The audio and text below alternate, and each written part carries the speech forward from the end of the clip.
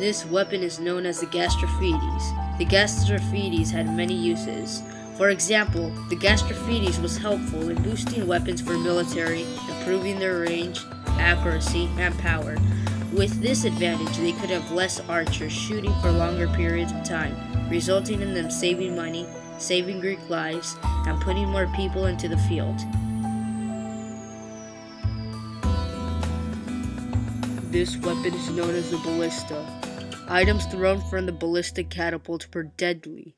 The ballistic catapults were highly accurate and could release up to 1,000 items in one day.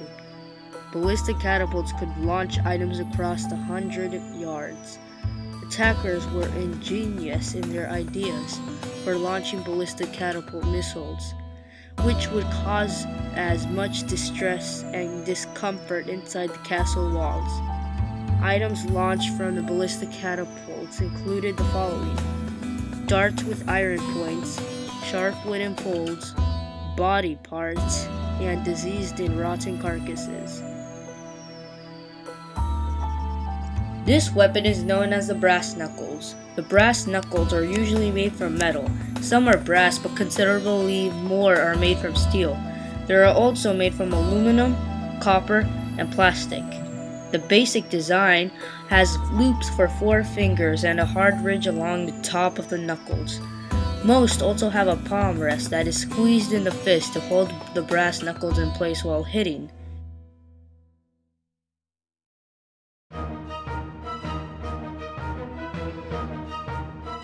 Greece was not alone in the ancient world. Egypt was flourishing, other civilizations were developing around the Mediterranean.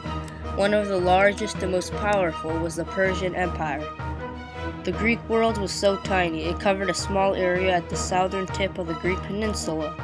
The Persian Empire was huge. It stretched from the Mediterranean Sea all the way to the Indus River Valley.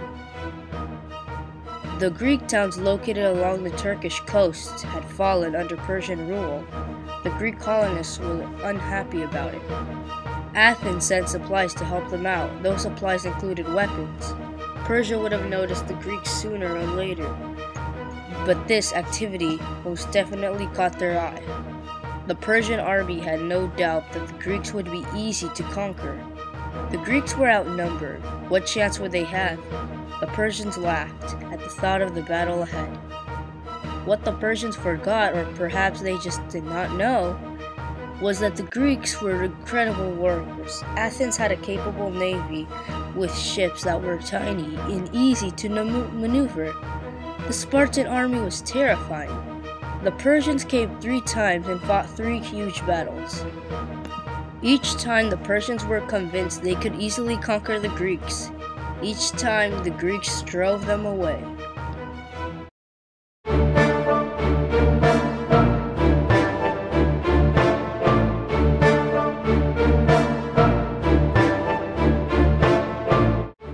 The Spartan military first employed a formation in which the front line of the platoon would stand their ground, firmly blocking any incoming troops blocking their pass.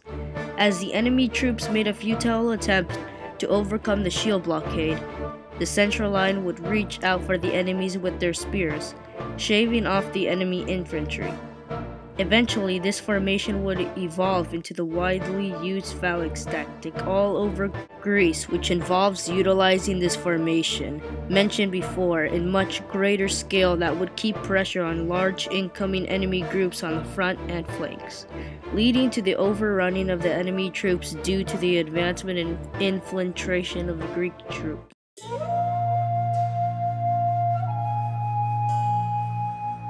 The Trojan horse was a huge hollow wooden horse constructed by the Greeks to gain entrance into Troy during the Trojan War. The horse was built by Appius, a master carpenter. The Greeks pretended to desert the war, sailed to the nearby island of Tenedos, leaving behind Sinon, who persuaded the Trojans that the horse was an offering to Athena that would make Troy impregnable.